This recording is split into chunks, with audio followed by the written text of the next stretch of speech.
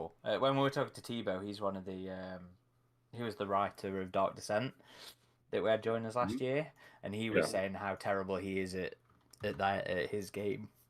And we just interviewed one of the voice actors on the game as well, and she's never played it, only watched a partner play it. Hmm. It always makes me chuckle a little bit. She's never played it, only watched a partner. Okay, yeah, Okay, we you'll only hear an live. echo here for a second while I test It the always levels. makes me chuckle a little bit. We're not a professional outfit, Alex, Okay, just to warn you. that's fine. We try, but I, you know. I mean, the fact that you've both been so dedicated to this franchise for so long is phenomenal. I hope that like the people that run the franchises appreciate the amount of effort you lot put in, just keeping it ticking over in the quieter months. That is very much appreciated. Yeah, thank you. Certainly It try. helps when we do have good stuff that we can revisit a lot to keep us amused during those quiet times. I still love 2010. I still love it. I see that Carrie Henn's still doing quite a lot of shows as well and stuff. She when did she rejoin the community? It was around the time Blomkamp's thing was Yeah, crumbs that. being a thing, and there was like this little campaign of Newt Lives that There've been, she there've been started. campaigns for Newt Live since Alien 3 came out. So That was fun. We had her on the podcast alright. 6-7 years ago, I think, and she was a great chat as well. Very much enjoyed talking to her. Welcome to We our found first it- few viewers. We'll be ready to start shortly. Okay, do Okay. we want to party up? Hang on, I'm doing the sharing. I'm trying to be respectful with the language just in case. Yeah, the I knew kids what you were do No, doing. do jump I have on. specifically said the kids can't watch it. I said they can possibly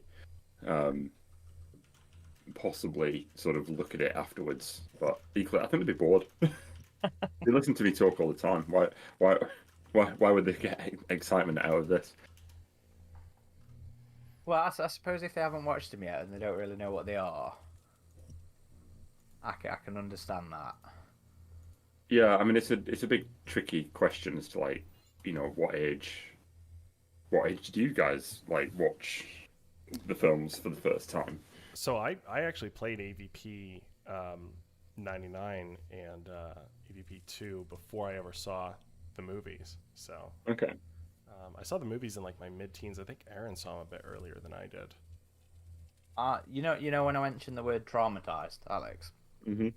it's because I saw it. I saw Aliens the night of my 5th birthday. What? So, do you? Oh, you're a bit more south than me, aren't you? You probably won't know it. American Adventure. Have you heard of that theme park? Yes. Okay, they had a motion controlled cinema ride thing, Right. and there. Have you ever heard of Aliens Ride at the Speed of Fright? No, I've not heard of that one. Oh, Alex, you are in for a treat. I'm going to send you that right now before I forget. Please tell me you know who Jeffrey Coombs is. Probably. Like it'd be one of the. I'm really bad with names. As soon as I see a picture, I'll be like, oh yeah, Okay. You ever been in? Did you ever watch any of the Star Treks? yes. Do you remember Wayoon from Deep Space Nine? Yeah, crumbs. Yes. Okay. I wasn't expecting a memory test on other franchises. Come on. Well, that's how I describe him to everybody. Is the guy that's played everybody in Star Trek. Right. He was Shran in Enterprise, the Andorian. He's in this as a Marine, Okay. and it's done by the same guy who did the Reanimator, Frank Herbert, the Reanimator, that he was also in. I've just found. Yeah, he does look familiar. Watch that when we're done. Right. But yeah, I watched that. I went on that ride the day before my 5th birthday, and we come out of it. My dad says, "I've got the film that's based on if you want to watch it." Oh, God. So we watched it. I got up to the hive sequence, the first chest burster. Yeah. Absolutely bricked myself. Mm-hmm. Had to be turned off. Understandable. And then I was obsessed with it. It gave me nightmares for years. I would sleep face down on my bed because my logic being the chest burster couldn't come out if my chest was against That's the pretty good mattress. logic. Yeah, that's very good for a young kid. And then we tried to watch it again later when I was 7. Uh-huh. Got to the same point, bricked it, couldn't watch anymore. And then when I was 10, which was when DVDs were becoming a thing, Mm-hmm. I walked in on my dad, putting it in. I saw what he put on, immediately about faced, went to leave the room. My dad went, "Nope, sit down, you're watching it." And I sat through it all. That was it. So is your dad on the live stream then? He is not. No, he was never quite as interested in it as I was. It was a morbid fascination of nightmares for years. So when I say traumatize the kids early, that is exactly what I'm referring to. Aaron, My experience. Yeah, I saw. I'm fixing it. Yeah, I'm not sure. I'm not sure how old I was when I first saw Aliens. I saw Aliens before I saw Alien, which kind of ruined the end of Alien a little bit. But I don't know. I'm going to guess about 13, something like that. I think it was probably on TV. And I remember watching it with my sister. My parents must have been away for the weekend, and we had like a corner shower in our house. And for months, I was convinced there was an alien in that corner shower every time I went to the toilet.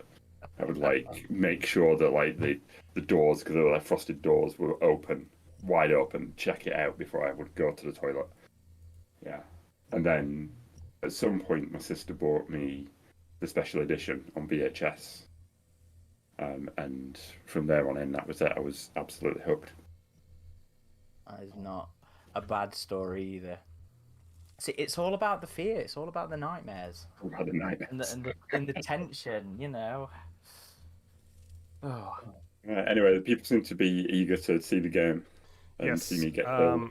Aaron, you ready to join? I just sent you an invite. I know. I've got to fix my mistake. You guys crack on. Right. Oh no, because did you add Alex as well?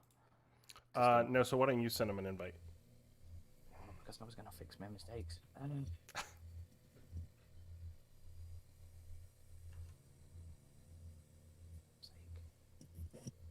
Stupid See how Facebook. well it's That is worked. not what I want to do.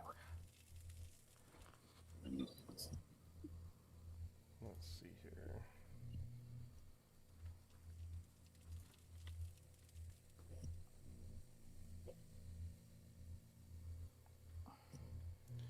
All right, bear with us, folks. Okay, there we go. Should be able to see the menu screen now. And if by some chance you didn't see the title, we are joined today by the game's lead designer, Alex Moore. Thanks for joining us, Alex. You're welcome. Yeah, I'm impressed that people still 14 years on are interested. Yes, I've always loved this game, and we were very hyped for this game on the lead up to it, and even just all my local friends here in Utah, they would hop on with me, and we played it a lot. But We used to run a weekly game night. Yeah. So for AVP Galaxy as well, we would have community game nights, and we'll probably be doing a couple of those again this year. It's been a while since we've had like a big PvP multiplayer game in the franchises. You know, we'll have like the PvE stuff with Fireteam Elite, and the asymmetrical stuff with like Predator Hunting Grounds. But as far as like a balanced team deathmatch kind of game, we haven't really had that for a good while.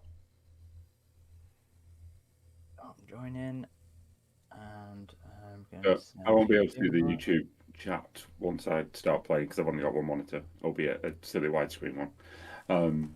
But so the question from Christopherson here about how do we come up with the Predator language. I genuinely don't know. That would have to be something I'd probably defer to the writer or the audio team on. I remember the coder doing like the day that they got the translation happening, and it was like, that is so amazing, and we loved it. But that's a really good question that I really have no memory of how it came about. Sorry, that was rubbish. We should get other people from the dev team on. All the clicks and This entire chat is basically going to be me basically praising the rest of the dev team rather than me, because they were all really good and really knocked it out of the park. So, yeah, I think that was one of the first times we Steam's heard giving me an of alert, Predator. and now I can't find it. So I'm going to try and find where that request has gone to. Right, here we go. you need to be in the game. I'm in the game. Oh, it's not showing you in the game on my Hang on. Steam. There we are. That's a little tricky for me. I mean, I think one of the things that is impressive about this is that it still does work. I think there's quite a lot of games that came out after that, because the servers have gone down. You can't do this anymore, right? Mm-hmm. Right. I'm going to get mullered here. Just putting that out there. That's fine. You're in company with me there. What's that? If I remember rightly, wasn't when this game came out, it was when people were starting to not do dedicated servers. We were definitely on the cusp. I'm pretty sure the dedicated server. I'm pretty sure the dedicated server was a patch that we did afterwards. Something that we had to release later on. I'm just going to turn my sound down to make sure that I don't accidentally blast the speaker out. Right, let's see if I can remember how to play the game, shall we? And this is team deathmatch, right? So Species team deathmatch. Yeah. Species team deathmatch, the only way. Which... Of course, I am an alien, and thus will probably feel really sick. Yeah, that didn't take long. But if my memory serves, you joined Rebellion as AVP Gold was coming out, Classic? Yeah.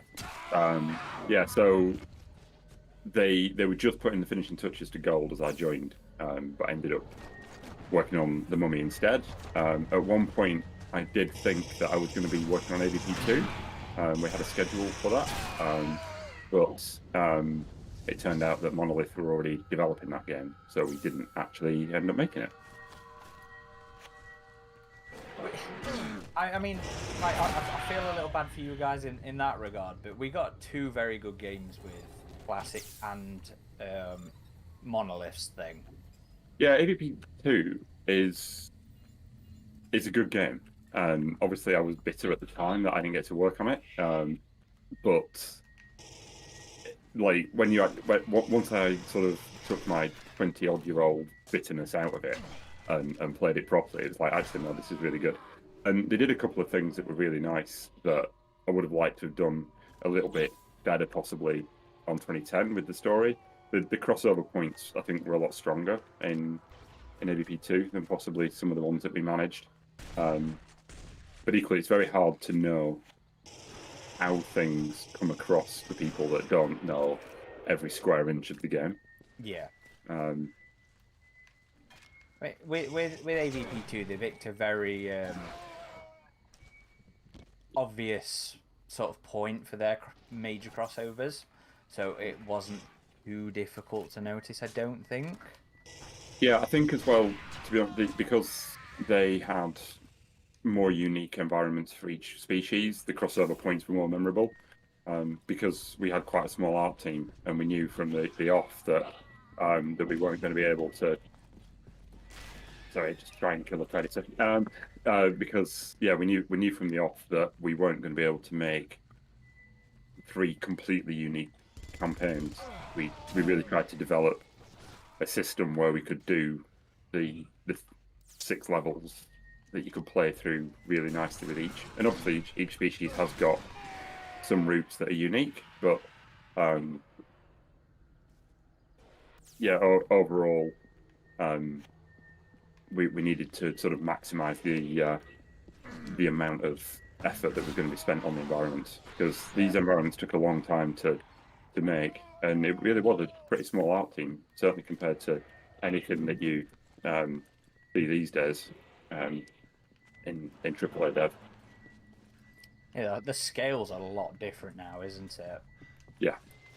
Yeah, the environments have great atmosphere in this game. I mean, it reminded me of some other really prominent horror games at the time, like the Fear series, like just really dripping with like the terror and horror atmosphere. I think you guys got it really well done. Yeah, I mean, I told Sam that I was going to be doing this today, who's the lead artist, and said I would credit him once again for doing a really good job as the art director.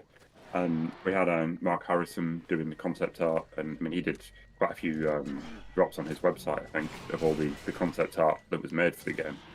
And again, I mean, the speed he could churn stuff out was phenomenal, and the quality was always really good. And you know, it does make it easier having a license like AVP to lean on and to have as inspiration. So you know, you've obviously got a good starting point, and then you move on from there. Rob asks in the chat, Alex, which Yeah. of the 3 character campaigns were you most proud of? Which of the 3 character campaigns am I most proud of? Right. So when we first started making the game, it actually started life as a demo for the Predator.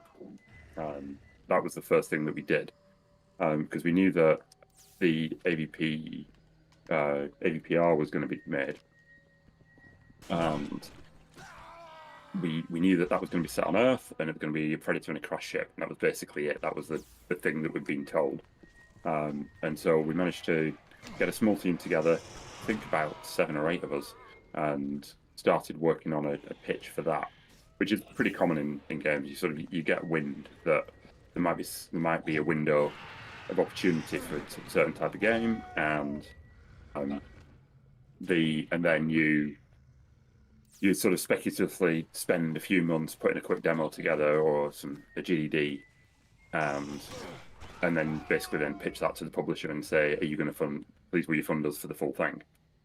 And when we did that, I was really wanting to focus heavily on the mechanics for the Predator.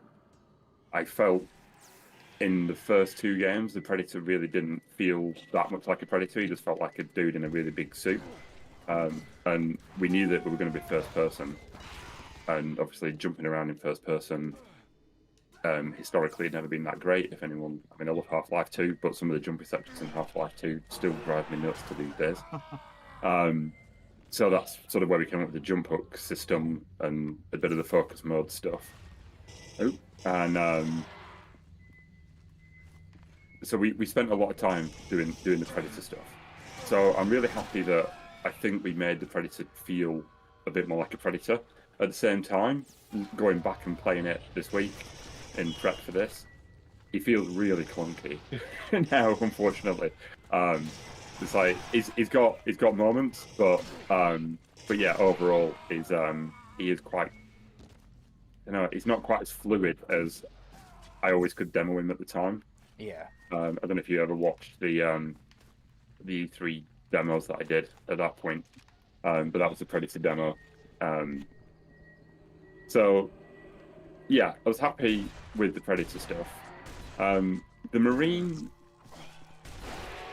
again, looking back at it, and then obviously with sort of like what happened with Colonial Marines at the time, because we were obviously very aware that Colonial Marines was being made, and there's some bits that don't quite work, but overall, the Marine campaign actually holds up pretty well. I think, you know, Tequila maybe talks a little bit much, but you know, swings and roundabouts. But overall, and I know it's the shortest, and I know it doesn't have the life cycle.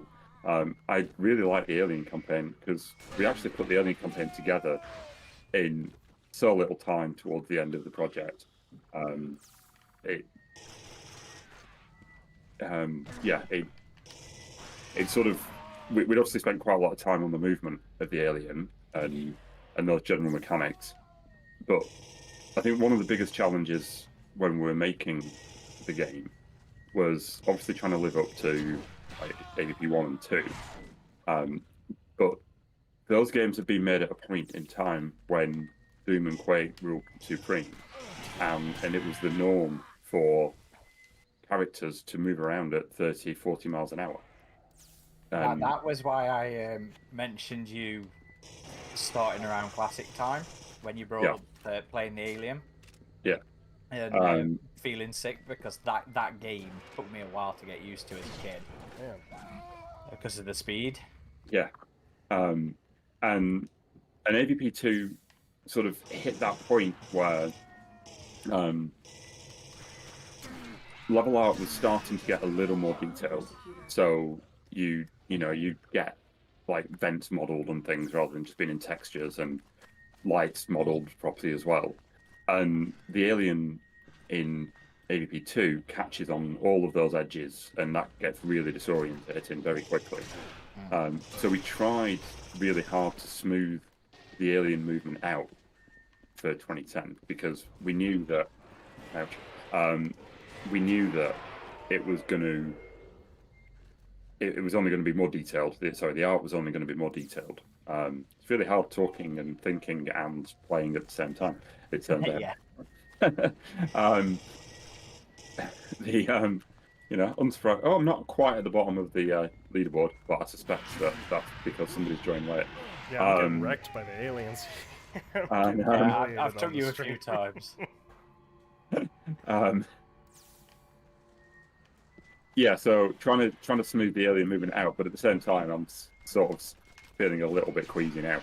And it doesn't work quite as well as I think wanted it to in my head, but for the time we had and the team we had, then I'm still really chuffed with it. The weirdest bit, especially playing on PC these days, because obviously we led with Xbox 360 and PS3. So the weirdest bit is like some of the controls. I'm still like wondering what on earth I was on putting Q as sprint, but anyway, I'm sure it made sense at the time.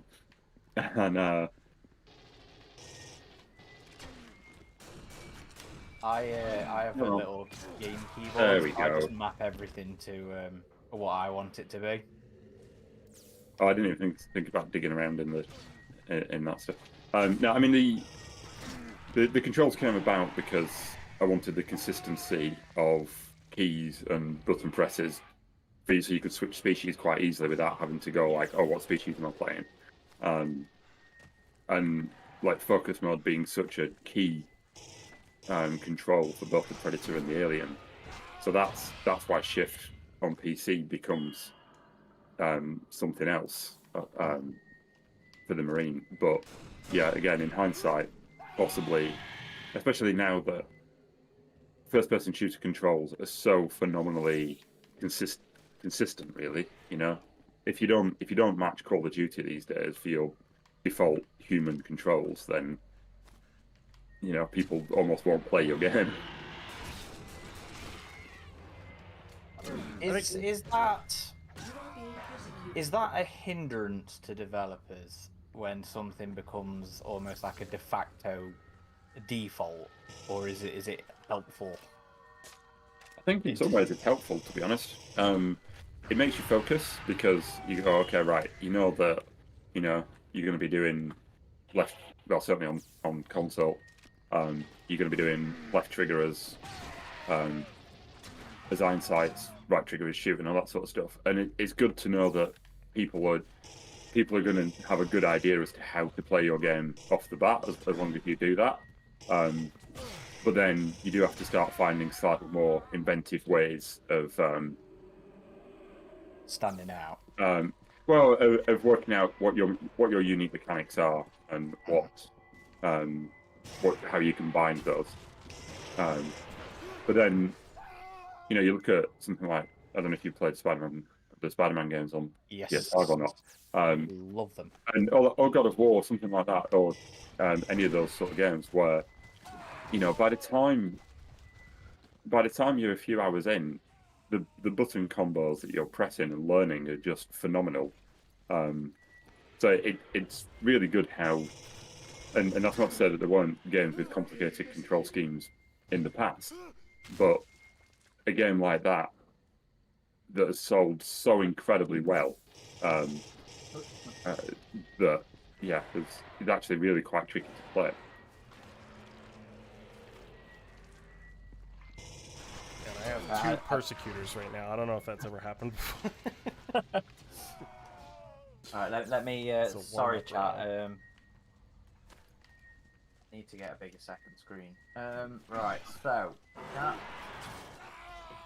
me just scroll up. Somebody was asking about the audio recordings earlier. Yeah, Christopherson. The audio recordings in the game were the most interesting and disturbing to listen to. Who? Were there audio recordings you wish made it into the Marine story? I suppose just tell us a little bit about the audio recordings in general, because I think that was again something that was only just really becoming a thing at the time, wasn't it? What, as in the having that much voice in the game? Well, the little extra narrative side to it, a bit of backstory through these Easter eggs or unlockables. I'm gonna have to check dates on this, but I'm pretty sure BioShock not out around then as well. Yeah, BioShock was 360, wasn't it, Adam? Yeah. Yes, it was initially. Let me confirm before I go rambling off on a complete. 2007. So yeah, so BioShock I think was probably the first game that, again, mainstream, that made audio logs and diaries like a really integral part of the story. And again, some of those audio logs and VO in those is phenomenal. I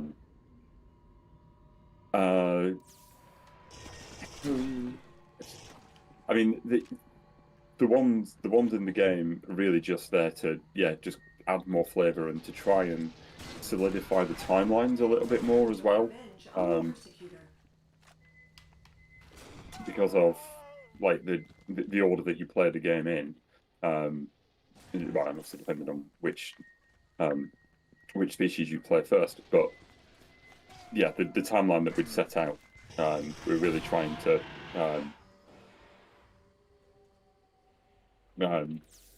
really trying to just help solidify that, and then just to add a bit more to really why the environments were how they were, especially sort of around the labs and stuff, and a little bit more about the Weyland character.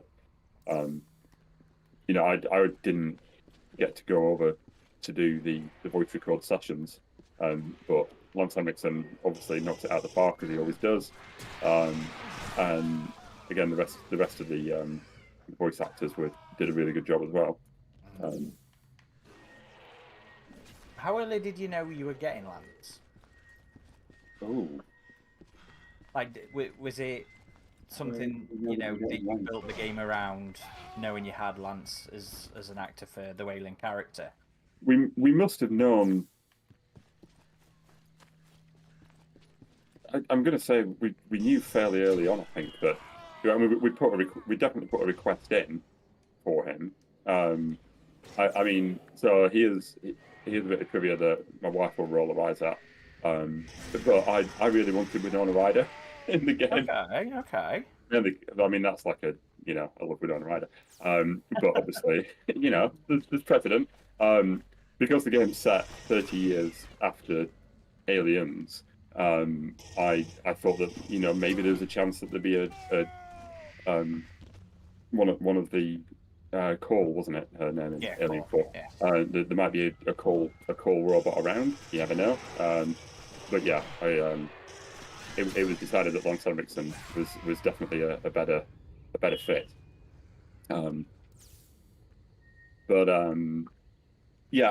We must have known for quite a long time, because just making the characters, getting characters through approvals and all that sort of stuff takes a very long time.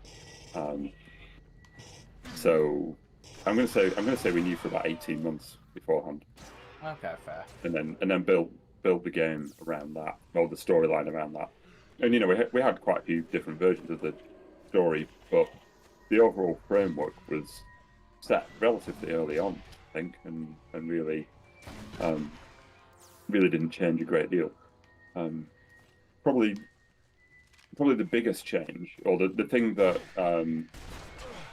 Sam was really keen on, and I really backed him up on it as well, was playing a female for the Marine, but the decision was taken off our hands, and it's like, no, people for this franchise will want a male Marine. Maybe on the next one, if there is ever another one. Is that a Sega decision?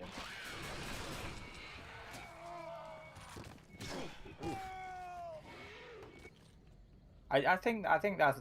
I mean, Alien is very well known for its female characters. So yeah, female characters. Yeah. I mean, even as we move later on, Amanda's become a very key part of the EU, and then you've got Ship as well in the last few years. Zula, of course. Yeah, I find that one an odd executive call to have been made, but again, it's a lot of it's down, I think, to that we're talking like 2007, 2008 when these decisions were made. Things have changed quite a lot, even in game dev terms.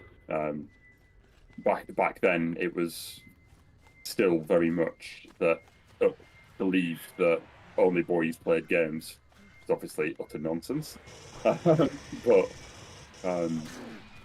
And the tide was starting to change, but there was definitely, I think, still a worry that a big money title, and again the franchise, I think people again see as quite a male thing.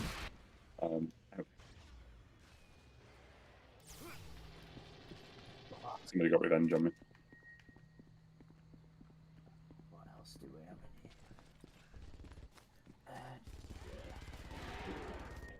So you all initially pitched the game as like an AVPR kind of tie-in, but then they went forward with the PSP version, and then because I remember seeing a lot of that early concept art that was very like AVPR feeling.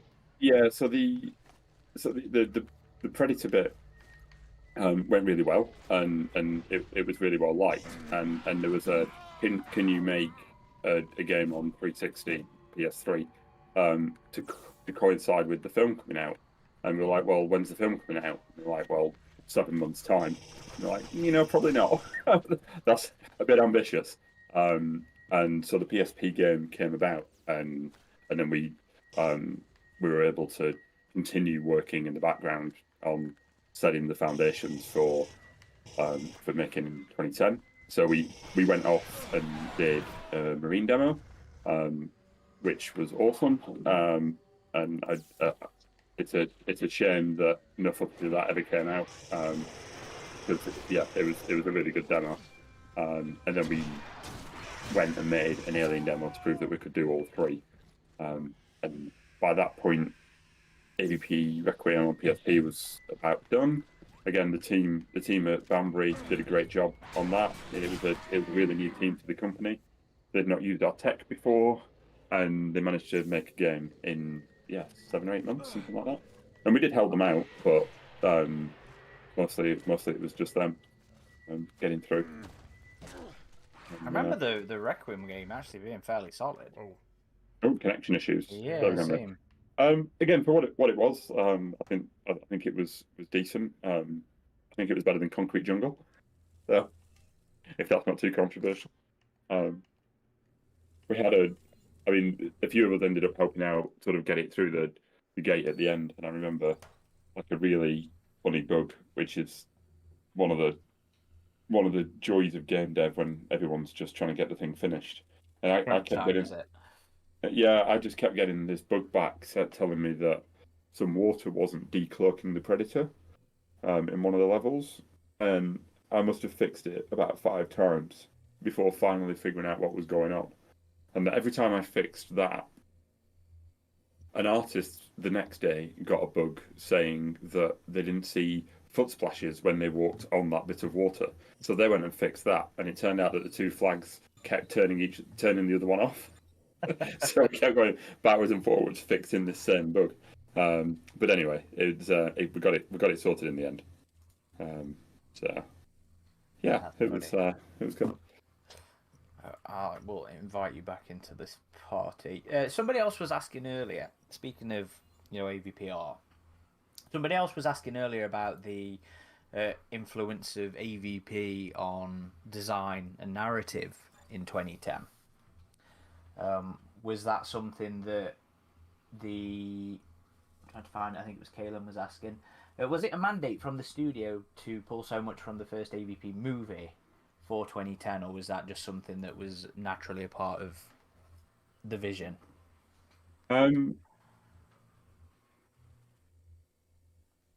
So when we first signed, we were signed with Vivendi. So the game started life under Vivendi, who I think would have been people that published AVPR. And then the Activision Vivendi merger happened, and they looked at the whole slate of games, and there was obviously the knowledge that Colonial Marines was being developed by Sega at that point. And maybe it was to do with that, I don't know, but Activision said they didn't want to go forward with us. So we then moved over to Sega, which was great because that meant that both AVP and Colonial Marines were under the same publisher.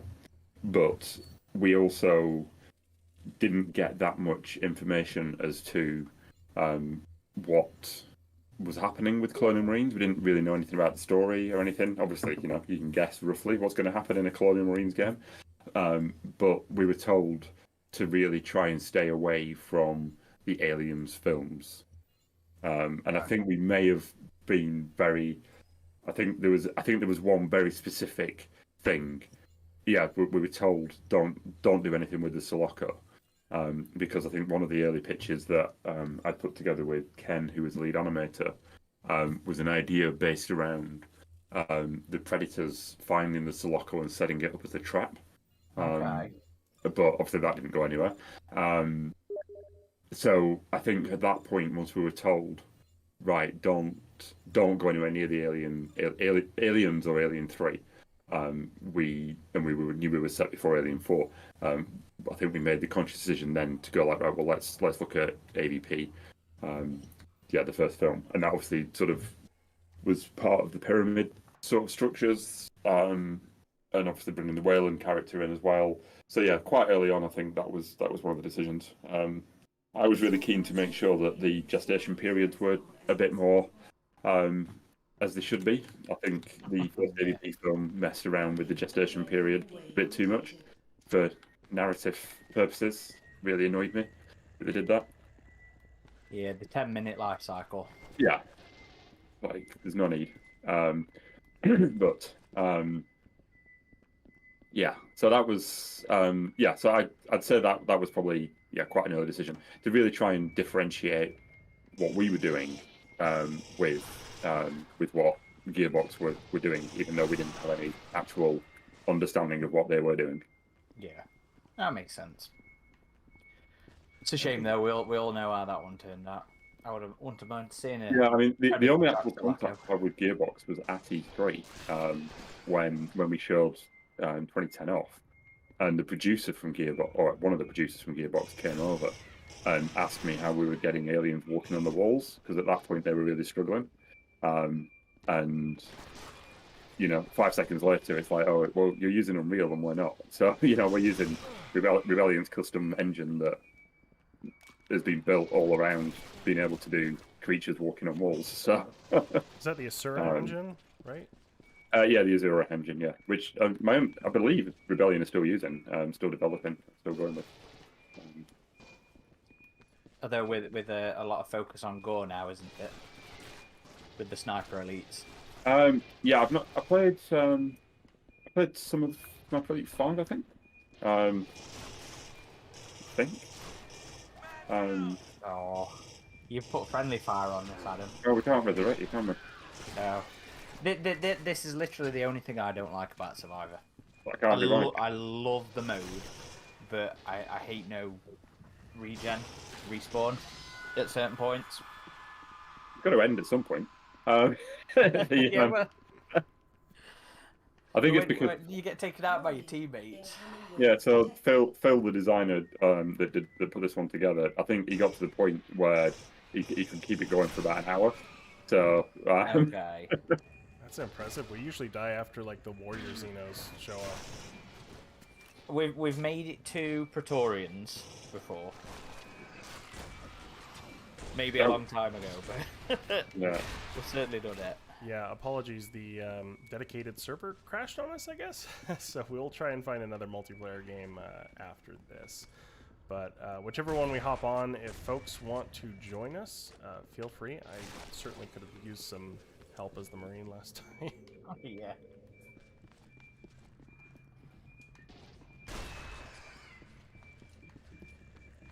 Rob Harvey said, "Did developing for consoles present many limitations?" So say that again. That was really muffled. Rob Harvey says, "Did developing for consoles present many limitations, and how might the game have been different if it was built for the PC exclusively?" So I've always really liked developing for console because you know exactly what you're developing for. You've got a completely static piece of hardware that you can optimize around. Yeah. So I think the actual game itself probably wouldn't have been any different if it had only been PC. I think the biggest thing probably would have been the controls. I think the controls probably would have been different. I don't know exactly how it would have been different, but that's my guess. And it's quite interesting, like again, booting it up after however many years it is since I last looked at it, and like turning all the X11 stuff on. I don't know when Rebellion did that patch, but you know it looks good. I'm really quite chuffed with how well it still stands up. Oh yeah. I mean, graphics. Adam and I say this every time, near enough, we do another stream with the game. We always comment on how good it looks after 14 years. Yeah. Graphics have really held up over time, and I remember 2010 was the first time I ever built like a custom PC for myself, and I remember this being like a showcase title. I remember there was like a benchmark test for it that had all these aliens running down a hallway. Well, actually, go on then. So that one concession, you probably would have been able to throw more flares. Oh yeah. The Xbox. No, was it the Xbox? One of the consoles really couldn't cope with shadows on the flares, but the flares were utterly rubbish without shadows. So hence the one flare at a time. And it's also why you can't throw flares in this mode, because if you get 4 of you all throwing 4 flares, then it gets really quite. Sorry there, Adam. Oh, you're good. Hang on, I nearly had ammo. It's my fault for not turning Find some ammo. fire off.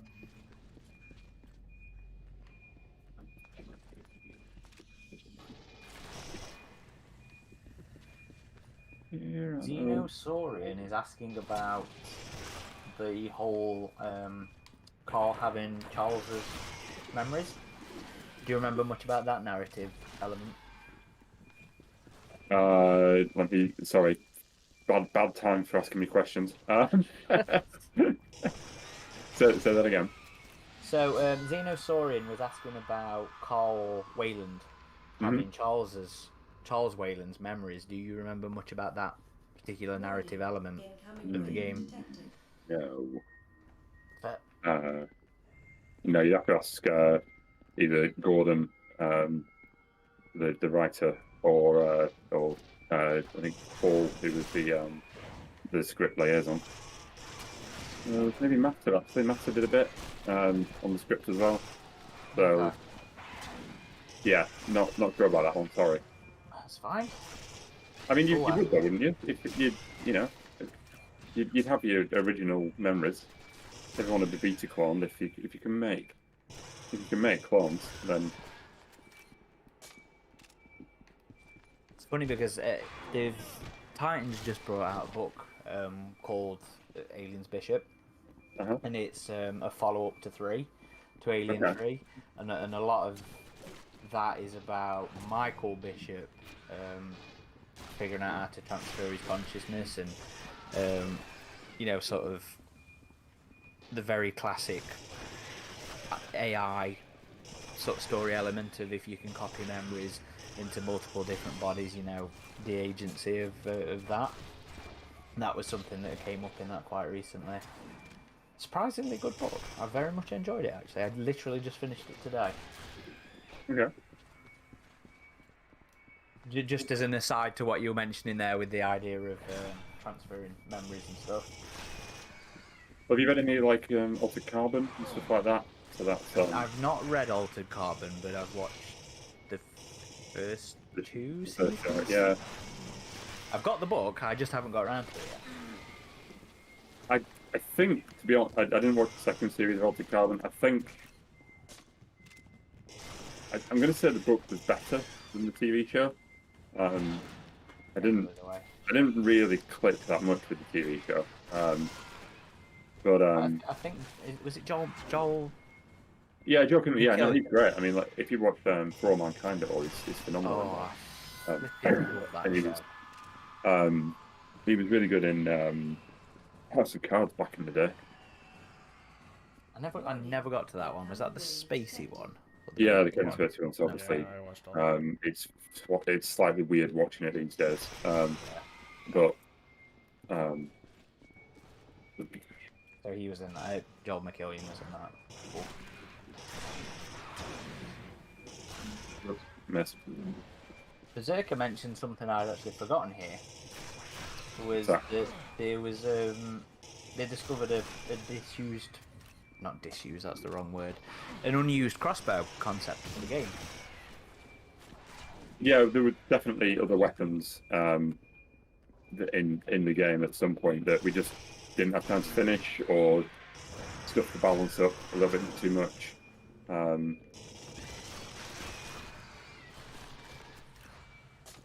I think that could have been interesting if you guys had got to have done it. Yeah, it wasn't. So Really here's a anything question. that we'd seen. I'm gonna ask you a question now, because, and possibly this is to the people listening as well. Coming back to the game again, having not played it for years, the first two things I tried to do as a Marine was crouch and use iron sights with the pulse rifle. So, because Colonial Marines had iron sights, didn't it, on the pulse rifle? Yes. Yes. And it also had 40 bullets to start with, which was criminal. But let's not go into that. Yeah, what? Because the reason I'm asking more about the iron sights one is because I remember having very lengthy discussions about why we shouldn't put iron sights in. That's a very funky ragdoll. Which my reasoning was that because the aliens are so fast moving and close range, iron sights would actually make it harder to hit them. But it does feel really weird again for the Call of Duty, like everything Default. feeling, everything feeling like it's just an expected set of controls. So, one of the, I'm assuming you're asking our opinion on whether we missed them or not in this. One of the things I commented on very early when I got my hands on some of the demos of Colonial Marines was, it felt like they slowed the aliens down to make aim down sight work. Oh, okay. And I still kind of feel like that whenever I dare play it these days. It's not a feature I missed in this game when I was fighting the aliens. The only time I ever missed it was when we came up against synths. Yeah. Same as Crouch. You know, I only missed that when there was a sequence when you got off the monorail as a Marine, and you were going down a corridor with a bunch of boxes and there was some cover and stuff like that. Yeah. That was the only point I ever missed crouch, and I only missed aim down sight when I was fighting them. I was doing quite well then. Did you blow yourself up? I saw that Well, on camera there. Yeah. Personally, Classic. like, I've always liked classic arena shooters like Quake, and so for me, and this was around the time of I guess shortly after Halo 3 as well, which they didn't have aim down sights, and I feel like that was a period in gaming where too many games tried to be too close to Call of Duty. So I didn't mind not having it here, and if I needed it, I would just grab the sniper rifle and use that. I think that worked. The scope rifle was awesome. Yeah, I mean, the scope rifle was the concession, and was supposed to be the thing that you dealt with the androids. Mm-hmm. I'll have a look. See. What would I make a fourth game about? Starring Rocket Bomb. Lord. Well, be very surprised if such a thing would ever come about. I don't know. Really, yeah. Is that not, future games, is that not something you'd ever just like maybe think of a random feature and then you'd be like, you know what, that'd be cool for an AVP game, or that'd be cool for an Alien game? Maybe, but again, I mean, like, I don't even know who has the. Does Sega still have the license? I genuinely don't know. I think it's Focus now. I don't know if that includes AVP. They at least have Alien. Yeah. But I remember when I was at E3 and I went to the Rebellion booth, I can't remember who I asked, but I was like, would you guys ever want to do another AVP? And they were like, yeah, we would love to. Oh yeah. Oh, we at the time definitely we wanted to do another one. But that was not to be, unfortunately. It feels like they got me too. All right, we'll see if we can get back into a regular multiplayer server here. Yeah, it feels like there's a bit of an aversion to AVP. Maybe it's just because of the reception in the movies, but that's unfortunate because there's so many good pieces of AVP media in the expanded universe, like the games, the comics, and the novels. So I really hope, they eventually get to that again, maybe starting with Marvel, and then they get back into the video game space, because it has felt like it's been way too long since we've had an AVP game. Well, you've got to remember, from what we know, Disney do think AVP is a bit of a dirty word, based on what we've heard from some of the producers. Okay.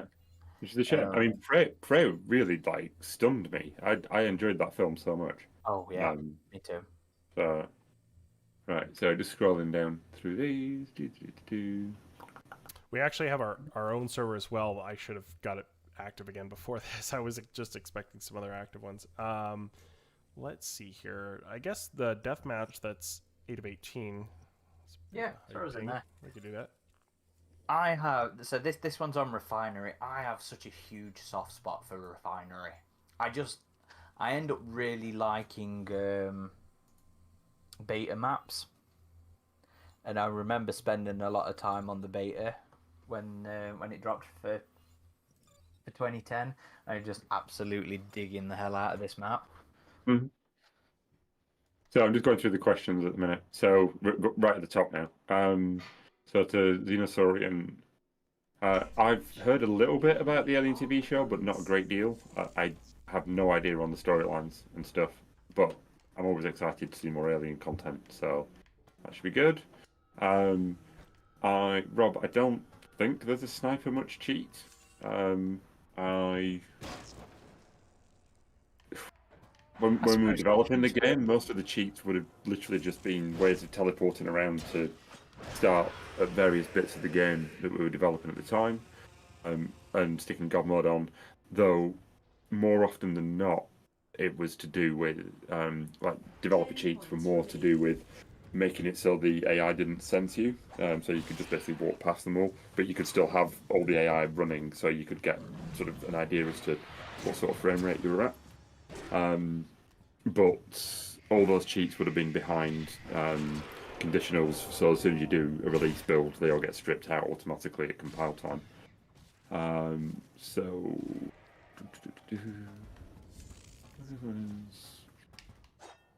Were there any other audio recordings you wish made into the Marine story? Yeah. Again, I don't I don't really remember that much about the audio recordings. That was all sort of handled by like the wider team, and I know the audio team took good fun having a lot of those. Well, do we have any cool ideas in mind for AVP 2?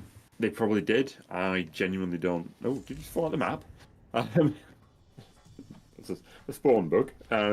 The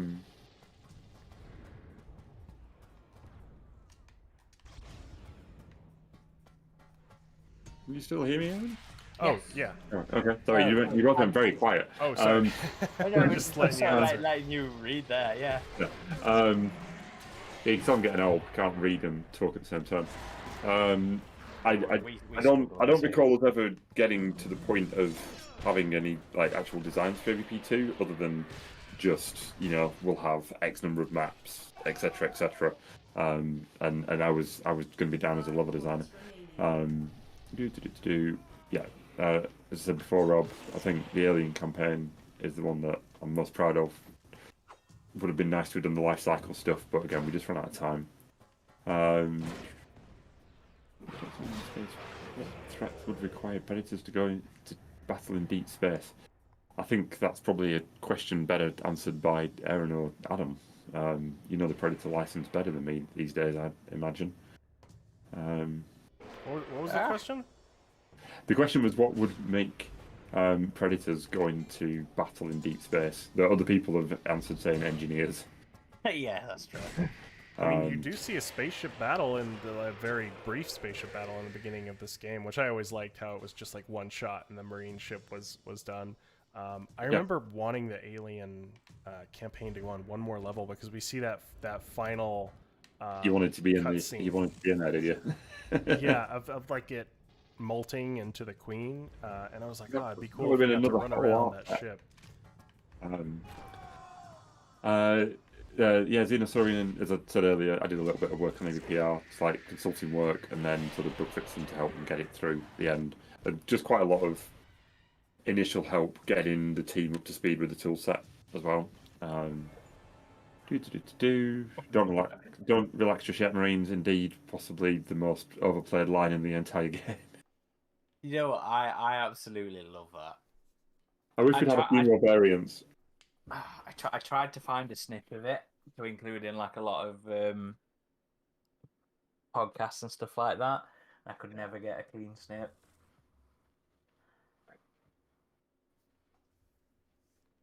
Oh, Caleb brought up the executions, and so Caleb's saying that's another thing. I love the executions and stealth kills in the game. Yeah. What were the origins of that feature? What were the origins of the stealth kills? Right. So going back to when I was talking about like the pitch demos that we made, the Marine one that we did was it was really short. It's literally just starting a couple of corridors, like A-shaped corridors on a base, drop down a couple of holes. But you got to see some of the Marines with you, which were all just sort of faked up for the demo. They were all just like, we had like all the tools that you could do, that you do all the cinematics in game with. You could run those while you were playing as well, but they didn't have any collision or anything. But if you demoed it carefully, you could make it look like they were real AI. And then you'd had a really confined fight inside a corridor with some aliens, and we put a mechanic in where the alien would pounce on top of you and knock you to the ground, because we really wanted the jaws in your face as much as possible. And then at that point it was a fairly simple quick time event, which obviously is a horrible term in game dev you're not allowed to use anymore. And we knew it wasn't quite right, but time constraints and stuff, it fitted at the time, and it worked fairly well. And once we tuned it so it only happened like once a minute maximum, it felt okay. But even just doing testing with other people in the company and stuff, it became evident that we'd need a better close quarters combat system than that. But then when we went to start doing the alien side of it, obviously we wanted to do the head bites because they were such a signature part of the first two games. and we were like, well, what does this leap on thing look like if you do it as an alien? And so we tried it, and it looked really cool. And then the animators basically just sort of ran with it and carried on doing all these extra little death moves. And we knew we wanted like a reward for being stealthy as well as the Predator. But I mean that was one of those days where suddenly everybody was stood up and looking at somebody's monitor. So you all trundle over and find out. And I'm pretty sure the animator was called Mark, and he was vegetarian, and he'd just done the first one of the Predator, which was the pull the head out and tick up the spine. And it's just like, Mark, you're a vegetarian, how can you do this? It's disgusting. And they're really good. But I think, you know, more modern games, specifically like Doom 2016, has shown that you can do really visceral, close quarters stuff like that, but you can make it much punchier and snappier. And obviously, fully aware that the Conga chain of death kills or death moves is one of the flaws of the multiplayer. And, you know, if you got a chance to do it again, then basically be mandating the same sort of timings that Doom has got, because those kills in Doom work so incredibly well. Yeah. They're very cartoonish. They do a very good job of like holding on a couple of frames to sort of get the core across as to what it actually is that they're trying to show off, and then it's just so much gore in your face. A remastered on the PS5, and you'd have to. I genuinely don't know how that would come about. I wouldn't be involved because I don't work at Rebellion anymore. If it was a Rebellion thing, but yeah, I'm sure if anybody wants to do it, or if it was ever going to get made, I'm sure Rebellion would be first in line trying to get it done. Well, thankfully, somewhat recently, they added backwards compatibility to this game on the newer Xbox consoles. So, for those of you who don't have a gaming PC, that's a good way to experience it now. It's not going to run on PS5 though, because engineering for PS3 was so different to the backwards compatibility. Yeah. So. I remember it was actually, you know, when they did release the backward compatibility for, was it just the one, or was it a more recent thing? Well, it was the one, but that kind of all transferred over to, they continued it, I think, with Series S and X, but shortly after that, they stopped the backwards compatibility program, unfortunately. I think they just said they had done all they can in terms of licensing. But, it still plays. There was a big spike, weren't there, as well? Sorry? There was a big spike in, player. Yeah, I think the servers were still active. Like, I think right after they added it to backwards compatibility, I fired it up and tried it, and there were some people playing. I don't know if that'd be the case now. Now it's like PC is the main place to find players, but it's impressive that, you know, over a decade later, you still have active players, even with AVP2 as well. So it's got that staying power. Just looking at like the weapons stuff, or the weapons questions. I think my game might kick me out as well. Let's have a look. Yeah. Anyway,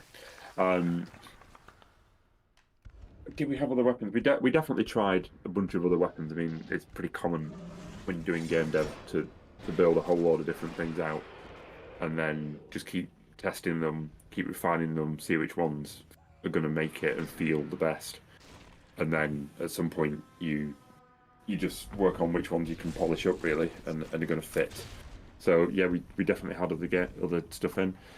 I think I talked about this when we talked like 7 years ago, and about that, like the melee system in the game is actually like the third version of the melee system. So the one prior to this, which was the one that was in the E3 demos, was much more timing based, and the aliens did the leap slash a lot more. But again, in testing, people were getting really confused with having aliens leaping past them. so much. Yeah. And so we sort of took the decision to go more for the rock paper scissors sort of approach, which it still works really well. I mean, it obviously suits the alien and the predator far better, I think, than the marine. And still not 100% sure that the marine needed it as such, but it felt linking into that, wanting things to be consistent.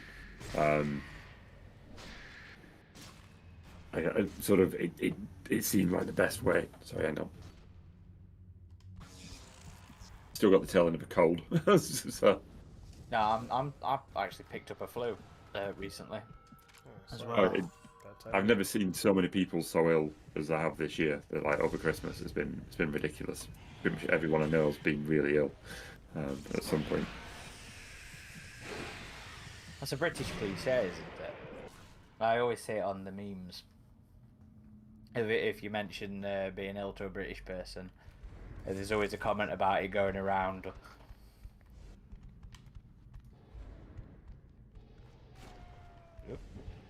As far as that AVPR PSP game goes, that was really awesome. I actually I bought a PSP just for that game, and then more recently, Aaron and I did a whole Let's Play of that. You say recently? That was like 5-6 years ago. Yeah, somewhat recently, I guess. Rob says, was the possibility... I'm not sure if this would have fallen under your remit. Was the possibility of promotional or tie-in content ever discussed? Such as a comic or cinematic trailers that might have served as a prequel? That would have been a discussion above my pay grade, right? If there was anything, that would have been a Sega and Fox kind of discussion. I'd hope so. I mean, there was obviously the special editions of the boxed copies and so on. It's really weird actually. I've not got my PS3 copy anymore, and I have no idea what I've done with it. I've got a copy of every other game that I've worked on. I don't have. I mean, I've obviously got it on PC, but I don't have the physical copy. Did you? Which region got the facehugger? Was it us or America? I can't. I think there was some in the there was some in the UK as well, because I remember seeing them in HMV, and yeah, they were cool, but I don't know. I believe there were manufacturing flaws on some, and some like they were really fragile. Yeah, they had an exchange program. I remember. Mine had an issue, so I took advantage of that. But also, I think the collector's edition was delayed by a little bit, and I was like, well, there's no way I'm not playing this on launch day, so I just bought it on PS3 and waited for my 360 version. It was the comic. Comic was the difference. You got the comic, didn't you? Oh, the recolored one, yeah. Yes, we didn't get the comic in the UK. And we were forever spoiled by Wes Diazoba, or however you pronounced his name's recoloring. Why do you remember all these names? Mostly because we end up being like, oh god, he's so cool, he's so talented. Why can't he do more of this stuff? Can you drop me back in, Aaron? Oh, my game dropped when I. Okay, sorry. Yeah, we should be able to join the server in progress. Or if there's another, is there another populated server, Aaron? Because this one has 10 minutes left. Oh my god, Steam, come on. Invite to game. This was one of my favorite multiplayer maps, though. The pyramid level. It takes the concept from the film and does it well.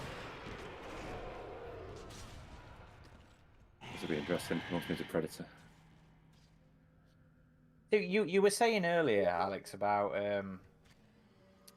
trying it again. Trying the Predator after all this time. I genuinely think that both Alien and Predator, it was a steep learning curve, but once you hit that curve and you knew what you were doing, it was so easy to play as them. and it did really became very fluid and stood out a lot more from those earlier entries, especially the focus aspect of it. Yeah, I mean, I remember when I was doing all the demoing and stuff. I obviously got very good at it, but I'm not sure that it played quite as. I'm not sure other people played it the same as me.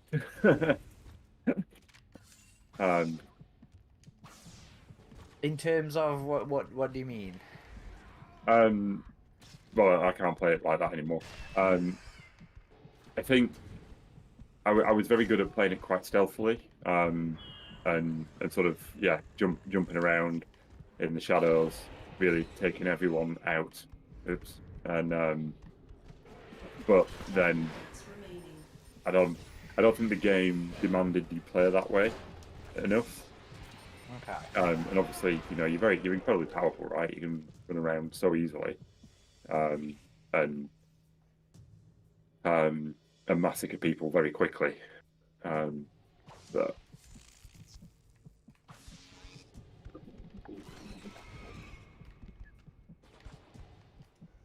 So, as in, like, you didn't feel encouraged enough to play as the Predator. I don't think you didn't necessarily feel encouraged enough to play as the law interpretation. the law, to get the honourable kills, to really,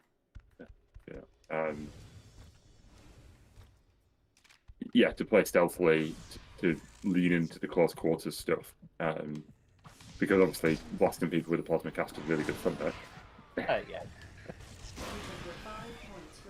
You know, the weapon I enjoyed the most as the Predator was the spear. Because it was like the first time you could ever use it as a ranged weapon.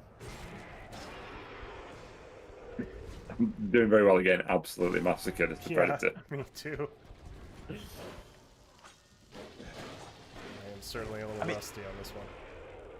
That's the thing with some of the older games. Oops. You know, when you jump back into the active servers or whatever, it's generally the people who have really stuck it through, and they tend to be incredible at the games, which is great, but also no, go away. Did I actually that was get you. Yeah, that was you. Billabu, I believe you? I think you were being kind to me. Sorry, say again, Adam.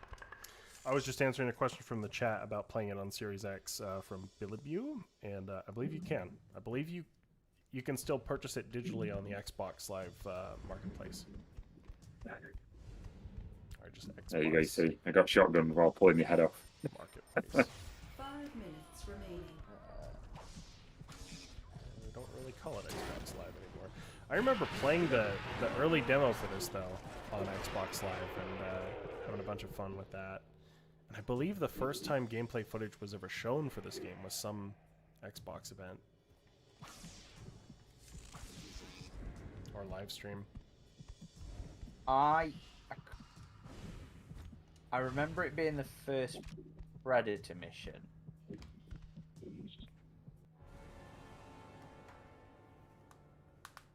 I rank up in 5 XP apparently. One more game.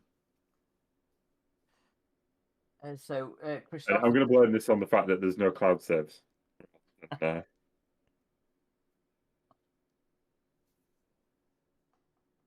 Christopherson says, if another AVP or new single-player Predator got made, would you like to say female Predators play a role in storytelling?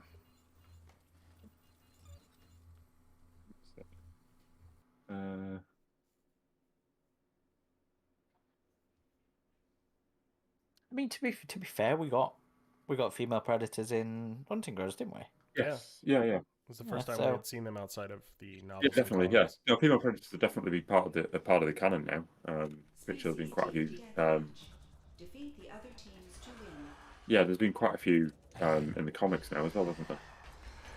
There was back in the day, but they were never really Or maybe quite a few is a bit of an exaggeration. There was Big Mama in Deadliest of Species. Back then, it used to be. Oh, you'll have to tell me if you had access to one of these actually. The Bible that Dark Force used to have. You know, it said, by the time you're close enough to tell what gender a predator is, you're dead. So that quote seems incredibly familiar, but I don't specifically recall. I don't specifically recall seeing the Bible. The main thing that I really remember, which was like full on geek out day, we got access to so many of the sound effects from the original films. And so, inside that was I can't think off the top of me. Inside that was all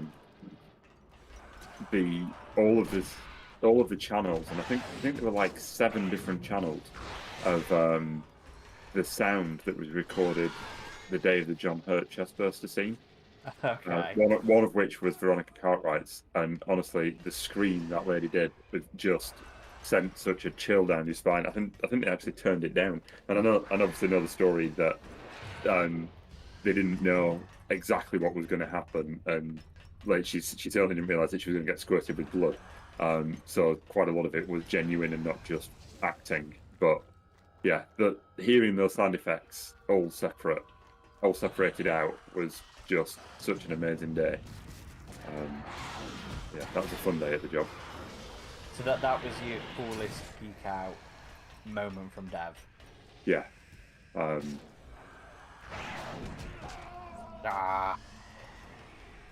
Adam, why would you do that? I'm doing a little better this round as the alien, now that I have some help.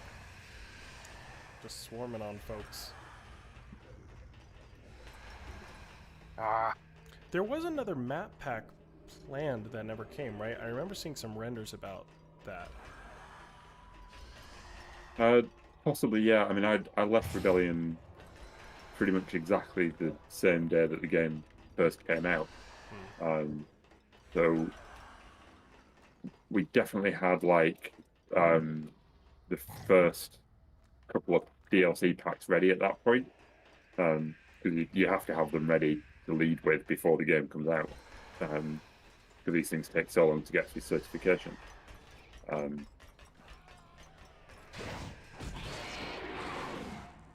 As to what happened to any further content, I couldn't tell you, I'm afraid. That's fair. I think a lot of game development remains a mystery in terms of all that sort of stuff. I did love the DLC maps, though. I thought the environments were quite unique and interesting. Like that one smaller map that's kind of on the waterfront, and you have this really cool cosmic vista with like the pink sky. I thought that was cool. And that huge map that had the dropship crash. And it was nice to get that second map that was more industrial, aliens feeling like this. Inferno, I believe it was called. Yeah, that was the last map back. That was a great map as well. I really enjoyed that one. Very Alien 3 feeling. So, I mean, doing map packs and stuff is actually where like you can get a lot of enjoyment, and you can really hit the ground running, because by that point you already know the game that you've made, so you can really lean into that and focus on that stuff. Because while you're making the game, you're constantly changing stuff. Things are always being moved around. For one reason or another, either a mechanic's not quite working and being cut, or a piece of the story's just not quite made any sense, so you've had to change it. Or you've had some feedback from a testing session that something's just not working.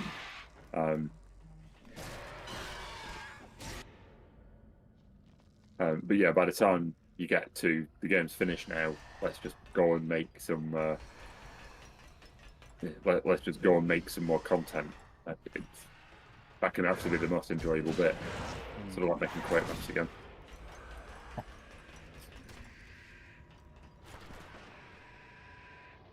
Oh my life. There's a lot of aliens. I managed to miss. How did I miss you all? So,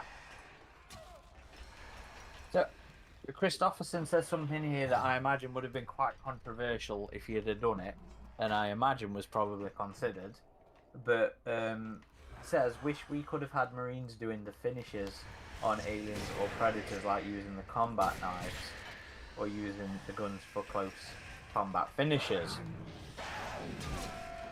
I feel like that's probably something that would have been discussed. Well, you can't do it on an alien because you get covered in acid. Exactly why it would have been controversial. unless you did like with him saying like using the guns, unless you like did a Hicks, shotgun in the mouth.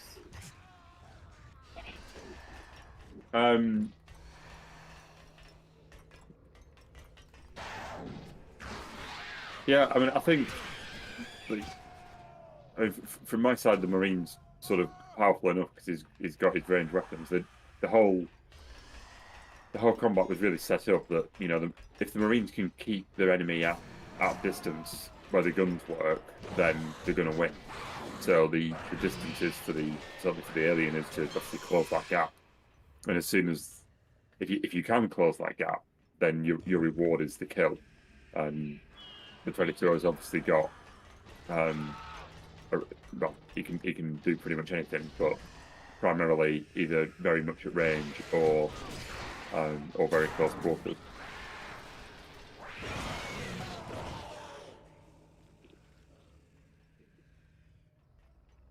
I tabbed out as an alien jumped on me then. I'm sorry, I'm just scrolling through the chat here.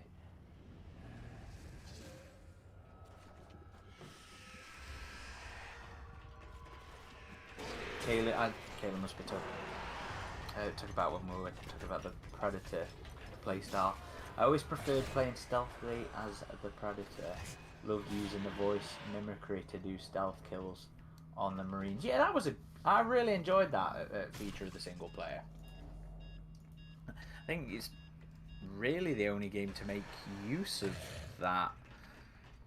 I feel like something similar was in Concrete Jungle, but I don't really remember it being massively effective compared to how you could lure the Marines as the Predator in this. So the distraction mechanic. Yeah. Yeah, again, I mean, it's really good fun and getting it working, but I don't think we managed to put a good enough reward system in place for actually doing it. So to incentivize players to want to do it. It is really good fun to do, but is that enough? Should we have somehow added? I don't know if a scoring system would have worked. Really, that kind of game, but it's difficult to know how freeform or how prescriptive to be to the player. So you don't want to box them in too much. Yeah, if you, I mean, these games are obviously fairly tightly scripted in the single player mode, but still wanting to let people be able to play in their own way, and we've done that quite a lot on Rogue Trooper as well. And again, we've not really necessarily mandated a particular way of playing. If you play Half-Life 2, or Half-Life 1 in fact, both of which are obviously phenomenal games and genre defining, but there's very much alright, this is the bit where we're going to give you the rocket launcher and there's going to be a helicopter and that's how you're going to take it down. There's no other way of taking it down. You have to use the rockets, and to allow you to do that, we're going to give you a box that's got an infinite spawn of rockets nearby. and it's an amazing experience and it's great fun. But then once you've done that, you don't get any more rockets, so you don't get to use your rocket launcher again. And I've always preferred letting players choose what to do when. And so these games aren't fully emergent, but the way that we designed the AI and we got it working means that you can do what you want when you want. But then at the same time, players then tend to fall into finding the way that they like to play, and then they'll never really change it. Does that make sense? Yeah. So it's a really difficult balance to know how much to say to players. You have to play like this or else, versus them then getting stuck in a rut because they've found one thing that works for them, and they just want to keep doing that like time and time again. Yeah, that was one of the things I found less effective playing Doom Eternal after Doom 2016. Like, it felt Doom 2016 had more freedom in terms of how you approached a firefight, whereas Doom Eternal was more, this weapon is good for this enemy, and it did feel a bit too repetitive. I mean, I still really love that game, but I did prefer 2016. I mean, I've completed 2016 a few times and absolutely love that version of the game. And I really bounced off Eternal, which was more to do with the platforming. There was just a section that just got ridiculous as to the number of moves that you had to chain together. It's just like I don't want to. This isn't the game that I want to be playing. I want to be playing shooty people, please, on Mars. Why am I playing a first-person platform game? So the environmental puzzling as well in that game got a bit hard for me. But then again, I mean, throughout my career, there's always been like quite a running joke with anyone that I've ever worked with that I will always I play so many games for an hour and then I never go back to them, never finish them. So me actually finishing a game is quite rare. Are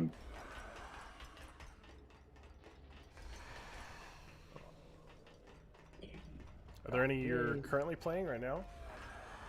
Anything I'm currently playing at the minute? Well, the problem of now having kids is that they take up all of my time.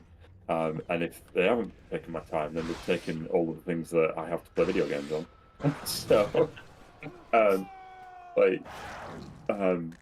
yeah, I was very nicely making my way through Spider-Man 2, but the youngest has already finished Spider-Man 2 and decided one day that he wanted to finish my game for me. Oh.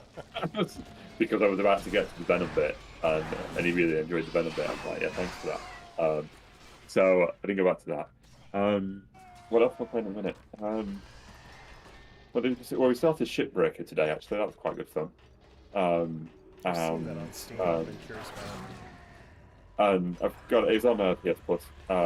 And I bought Planet Crafter a while ago, just as like a little non-violent thing. Quite liked that. It felt a bit No Man's Sky, but a bit more focused, almost.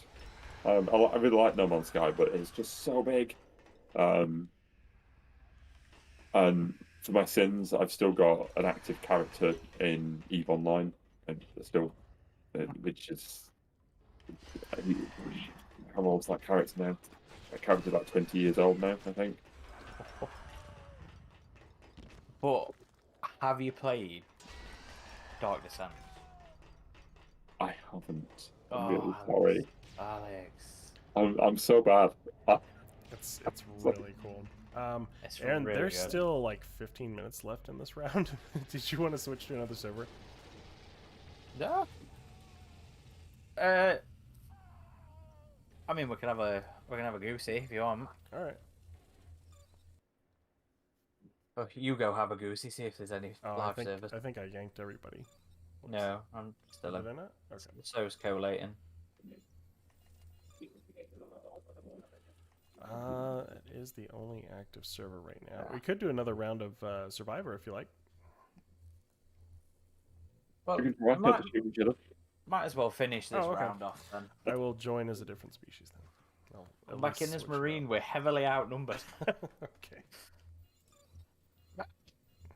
So, Alex, you were saying, sorry, just to go back a little bit about forcing players to play in a certain style. Yeah. With franchised, with licensed stuff though, doesn't it feel like there's inherently, like we're saying about playing as lore?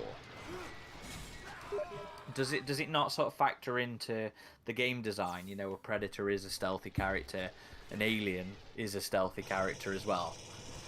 Is there not like the temptation to steer that gameplay, steer that game style?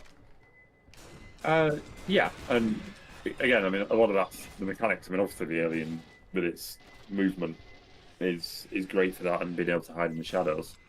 You know, and I mean, the Alien's got a very refined set of mechanics there, right? There's not that much you can do with it. But now that I've stopped feeling sick, it's still really enjoyable just running around on the roof, right?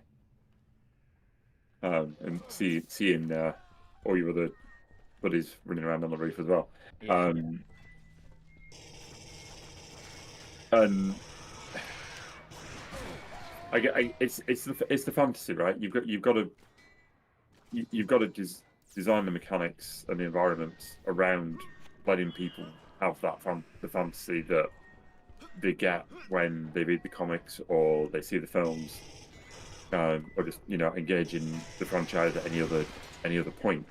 So, what I mean, one of the big bits that I was again really in love with when the art team and the animators synced up to do it. I think it was so I think Laura was the artist that did most of the Hive stuff, and John was the animator that did a lot of the Alien anims, and the bit where they managed to meld them together, so we got the Alien properly hiding inside the art and then unfurling out.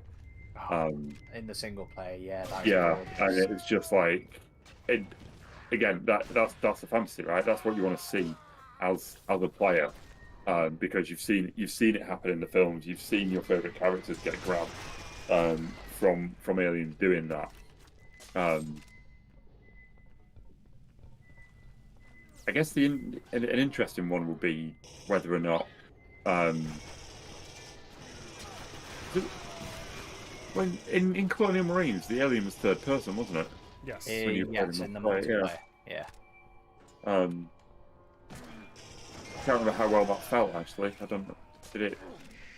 It wasn't too bad. It was a little janky, especially when you're traversing walls compared to this game. Yeah, the transition was clunky. But the in World War. actually, just the base controls of the alien felt fine in third person. Okay.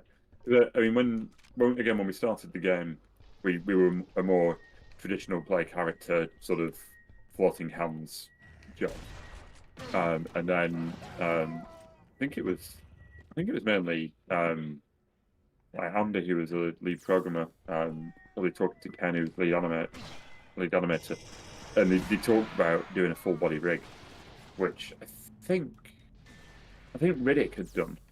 There was definitely one or two other games out there that had done a full body rig, where you're basically a camera inside the whole body, and I wasn't convinced because it was going to change how the animation felt, and how the input felt, because you had to sync the animations up to the full thing, and then the day that they did it and got it working for the alien, and we realised that you could chase your tail, was just like, all right, it's days. It's like, let's make this work, because it is the fantasy all of a sudden. I mean, I never knew that I wanted a tail, but it just suddenly made you feel like an alien, and obviously seeing your shadow work better. And there's obviously ways of making shadows work in first person, where you do have a third person rig sort of following around, but it doesn't sync up perfectly. Whereas this does. But I mean, like other like little stories about the alien. So the one thing that you don't have in your first person view is the head. So because it obviously gets in the way. So there's an invisible head that's there for the shadow.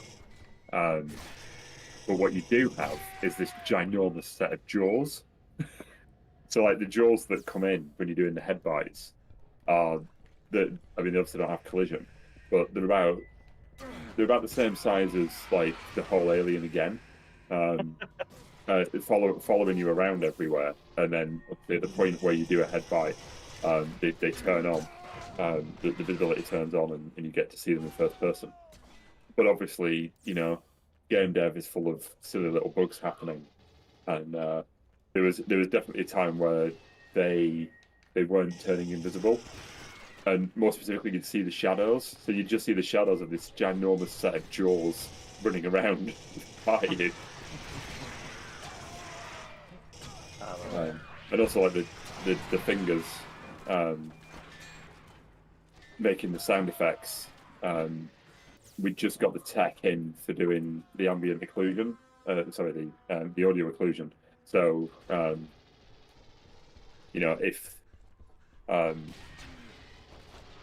if a sound is made round a corner, then it'll get muffled and so on. Right.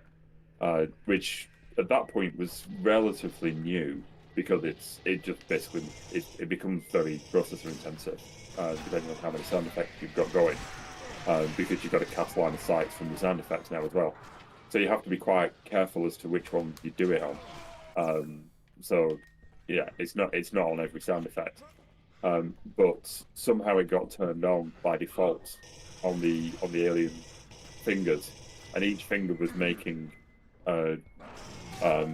was casting all these line of sights every time an alien moved. So like we were trying to work out why our frame rate has suddenly gone to like 2 or 3 frames a second versus the 35, 40 that we were running at prior to it, and it turned out to be purely because a flag had got turned on one sound effect that happened to be on all 16 fingers, because you've obviously got your back feet as well. And suddenly a lot of aliens walking past was making quite a lot of line of sights. Oh, that was a bit funny. Rob Harvey is signing off, says, "This has been fun. Thanks for offering some great insight, Alex. Signing off now as I'm up early for work. Cheers, lads." Well, thank you for joining us. Appreciate it. And I know Xenosorian had some alien questions. Okay. Just as a Predable, was there ever a plan for a playable Predalien? Was there ever were you ever going to use the design from AVPR and then changed it to your own? Right. Okay. So I don't think there was ever a plan to have a playable Predalien. As I alluded to before, we did have a plan for trying to do the life cycle on the alien. One of the very early story drafts, we wanted to sort of try and link all the characters together. So, like an idea that you'd start as a Marine, and then that Marine would get face hugged, and then you become the chest burster, and then you become that alien. But we could never quite work out how you'd then become a predator. And also, it meant that the story timeline would have been very linear.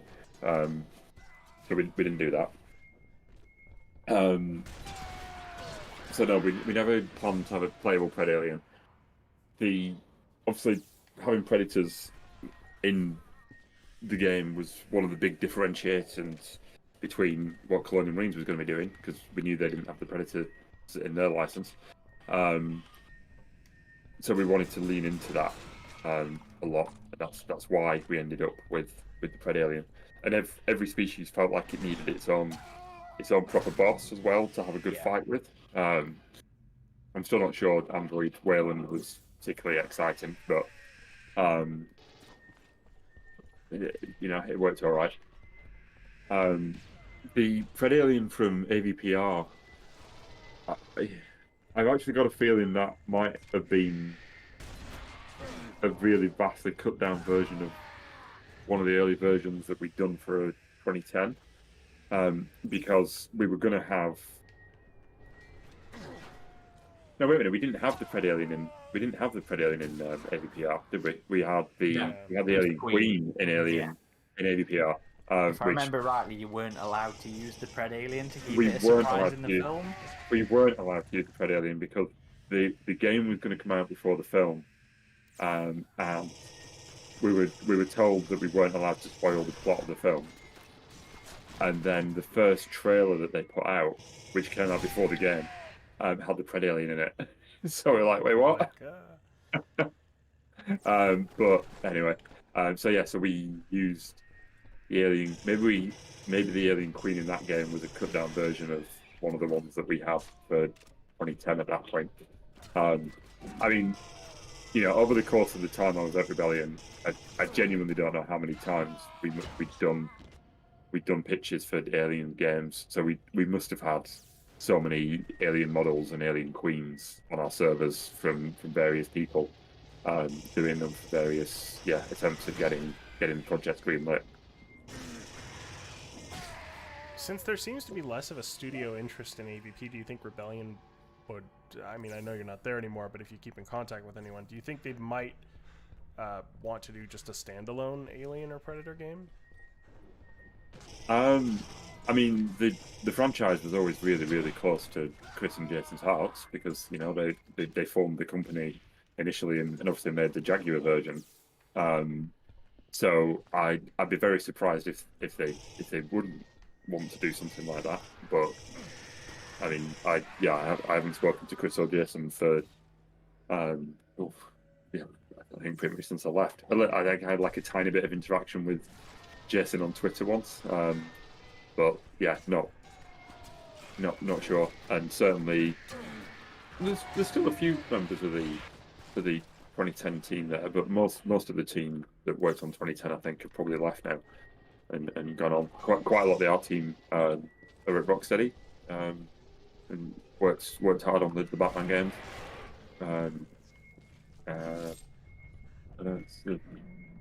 One of the designers, Steve Kirby, ended up at Frontier, but I think I don't know if he's still there. It's weird. It's like keep in contact with some of them occasionally, but not enough to remember where everybody is off the top of my head. Yeah, I got to meet some of the Frontier guys at E3 when they had this awesome Jurassic World Evolution booth, and they were really nice guys, and those games have been quite fun. But yeah, I mean, I don't know, maybe Rebellion's so associated with AVP, maybe it'd feel weird if they just did like a standalone one. It'd feel like something was missing. But I'd be curious to see what they could do now with it, because I know they've kind of spearheaded some of the virtual set stuff, and it kind of reminded me of that original game where they would like record live action footage for the monitors on the walls. I'm like, how cool would that be if they did like live action cutscenes with their virtual sets now for a new AVP?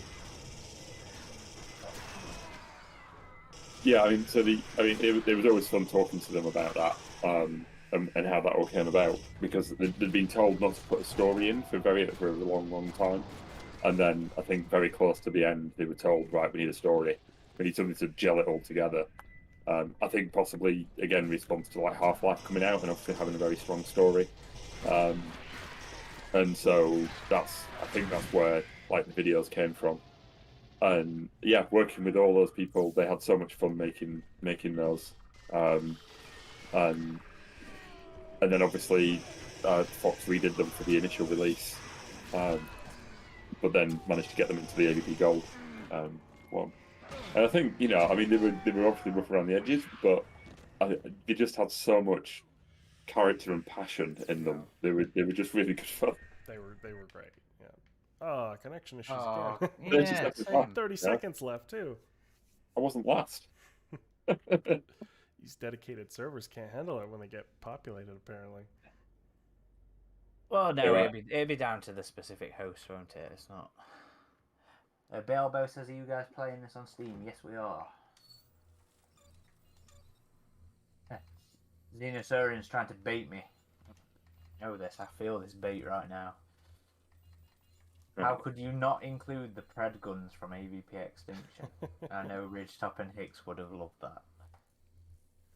I hate the name Pred gun for the Predator Sentry guns from Extinction.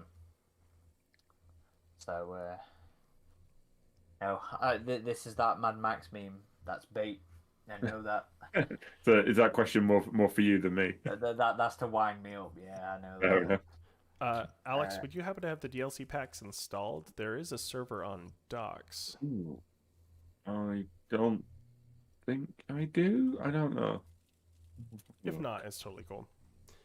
But that. Yeah, I is- probably need to be going and putting some children to bed fairly soon, I'm afraid, as well. You Okay. wanted to drop off in 10 anyway. Should we didn't you? do? Let's just do one more round of Survivor, and we can call it good. That's fine by me. Is that goodbye, you, Alex? Yeah, that's fine. Yeah. Cool. Is still collating still with you, Adam? Yes. Okay, let me try and join Again, you might need. Oh, actually, you'll have to invite me back in. You're still with me. Right. Will I pull you The in? question about why is the Alien Queen not the final boss for the Marine?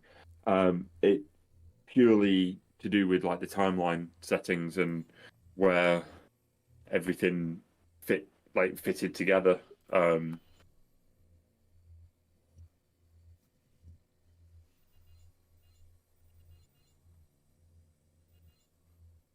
trying to remember. My brain's like frozen a little bit actually as to which because I've not played it for so long.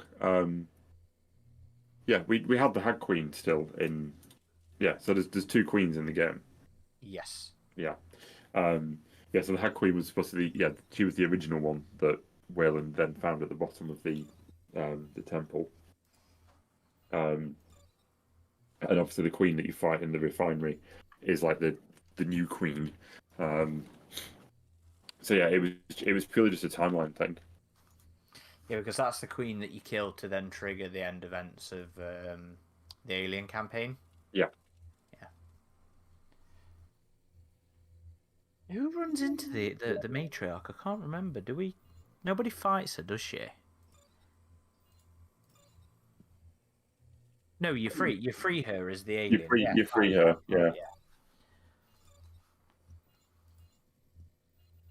Yeah, as the alien, you go into the refinery and free her, and then you fight her as the Marine, and then the alien then sneaks aboard. Somebody asked a question earlier about a sequel and actually like going to the alien homeworld. Had you guys really put much consideration into that if you had have got to have done your AVP4?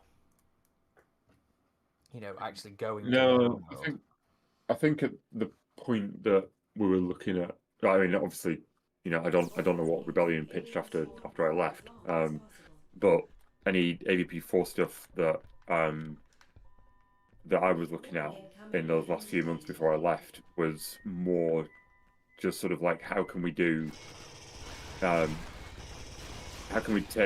what we've built and really push it further forward.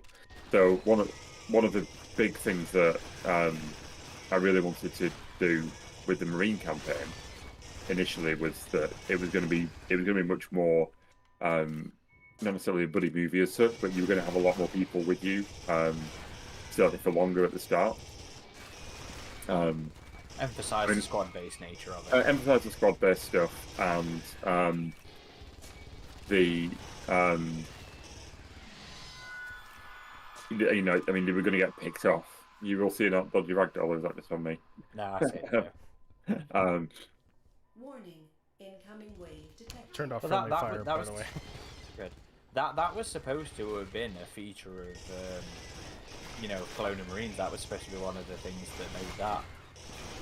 Yeah, and I mean the reason we didn't do it was because it turns out doing with the AI is actually really hard, and we just have so much other stuff to do. So yeah, we ended up just stripping it back down. And obviously there's a few little bits where you do get to see, but they are very heavily scripted. And I mean the fun game in that the first block, which is actually in this corridor or this area in the single player game, is obviously trying to keep the AI alive as long as possible. I think you can get her into the lift sometimes,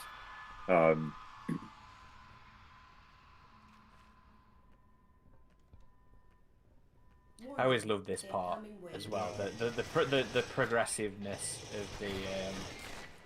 of the level. Yeah, and it's interesting as well because it's like, you know, when Survivor was one of the last things that we did, and it's sort of like, well, actually, this is the best bit of the Marine campaign. Why didn't we just do that? Again, I think have Left 4 Dead come out by this point? Yes. First one, I believe. Yeah. You know, would that have been a? I don't know. It was a feature of the original game though, as well. Skirmish, anyway. Yeah. It was always one of my favourite things of the game, the Survivor mode. I'm glad it made it in. Well, again, it's like you know, when you look at what all the different game modes that were in the '99 game, you know, it was a big pressure to try and recreate quite a lot of that, but also at the same time make it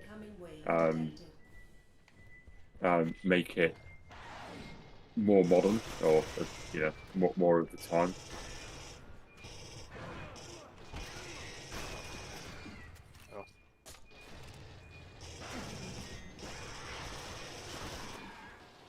This game had some excellent lighting as well. And the ability to destroy the lights as well. I mean, I find it irritating as hell as a Marine player when I can't see anything. But, you know, as an alien player, it was like the first thing you did. You ran around the map, tail whipping all the lights. And I loved it. I think the marketing team did a great job on this game too. I remember all those cinematic trailers like shortly before release, and they would use actual like scripted sequences from the campaign, like when the team kind of gets taken by the aliens behind that barricade wall on this level, or the bit where Tequila is like resting against the glass and the alien charges it. Yeah, so a lot of those videos were done in-house. Ian, I think Simon was doing some as well at that point as well. I did quite a lot of footage recording for them. So the one of the final ones that came out, which was the playthrough of the fight in the club. That was me recording that. It took me so many takes to do it in one. To get the shots that we wanted, like make sure that we got the aliens crawling, not dying too early, and so on. But Nick, who was one of the audio team, he did a different version of the music for the trailer, and I like the version in the game, but the version that he put on the trailer was just like epic.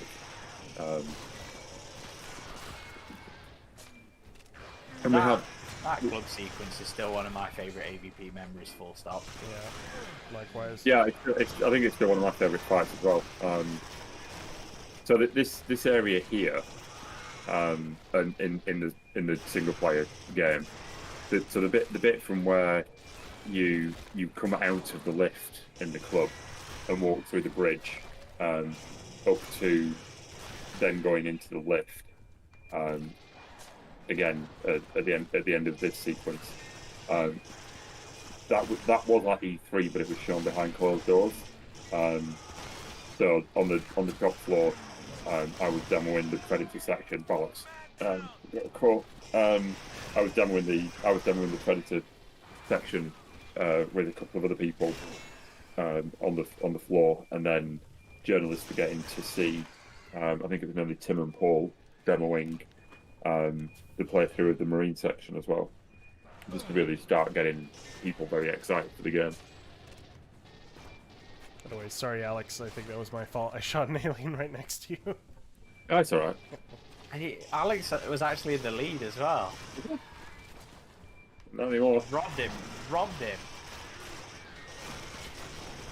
Oh, getting dicey. Yeah, there's quite a lot of aliens coming your way. Oh.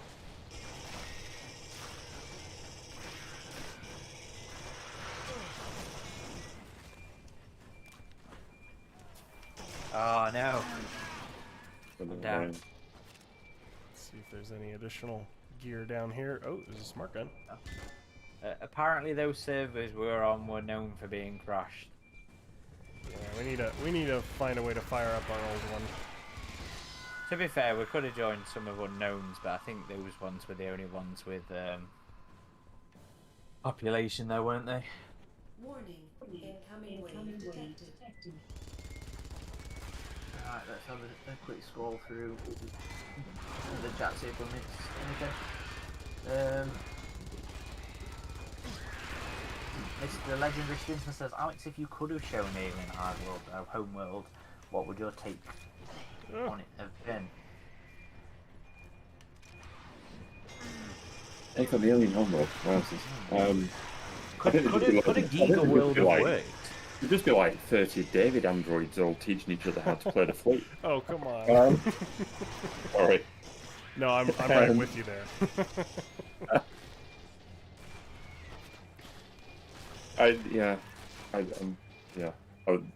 I'm so disappointed by that film. Yeah. Me too.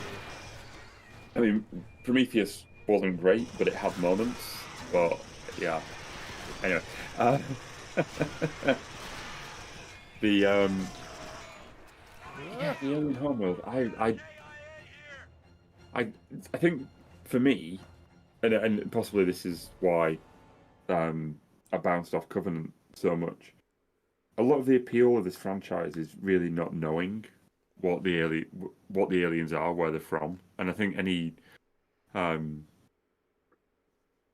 attempt to really explain them and like give them an origin story just negates a little bit some of the power that it's got. And I mean, there's enough hints in Alien that they're probably, yeah, they are bioengineered. They are a weapon of some sort. So I guess really, is the Alien Homeworld where the engineers are from? In which case, given the scale of the engineers that we know about, you'd probably feel like a midget running around as a Marine. Yeah, I'm definitely with you on the prequels there. I find the idea of like a Giga World just really appealing. I'm surprised I haven't actually played through Scorn yet, to be fair. But it's not very good.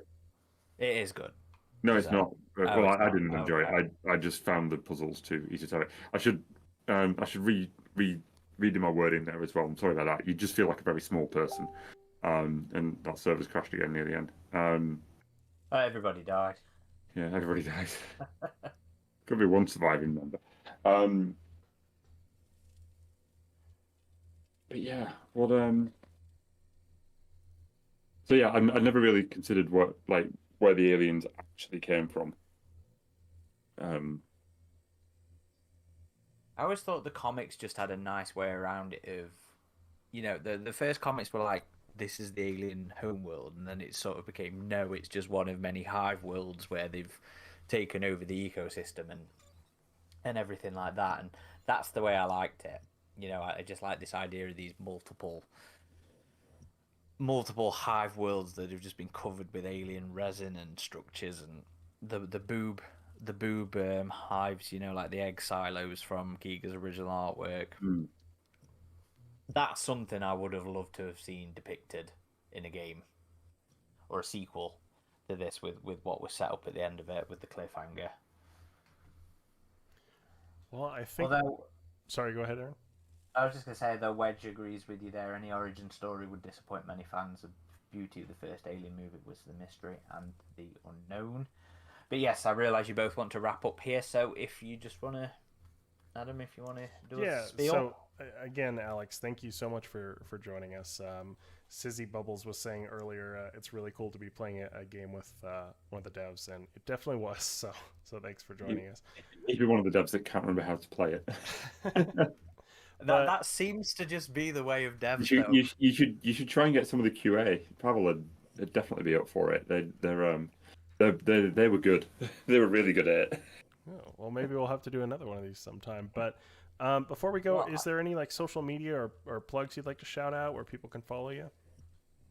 No, I don't really use X anymore. So that's locked. I'm on Threads somewhere. But again, I am on Blue Sky as well. As the oldest Pingu scattered around, but I don't really post to social media at all. I don't feel that I've got anything that anybody wants to listen to. And you certainly don't want to see pictures of the food that I eat. So,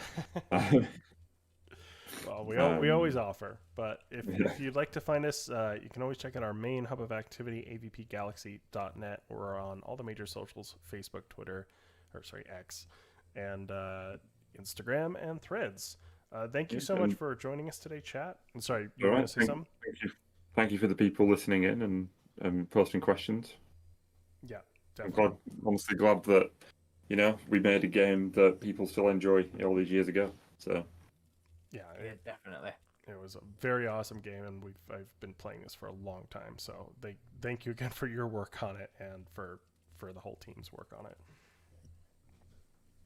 Alrighty, folks. Well, thanks All right. thanks for joining us, and we will see you next Oh, time. wait, before we go, just a reminder, next Saturday, we're doing our Colonial Marine community play. So if you're not already, come join us on the Discord so you can get involved with that. This year I'm going to try and do a much better effort of organising one a month. We're also going to try and do streams like this today, where we get some of the devs on to come and join us and learn about their experiences playing the games as well. I'm going to try not to let the real world depress me too much and actually keep this up, keep this pace up. So yeah, come and join us next weekend for some Colonial Marines shenanigans and hopefully not too much buggy lurkers. And yeah, thank you everybody. Yep. Yeah. All right. Thanks Cheers. for watching. Thanks everyone.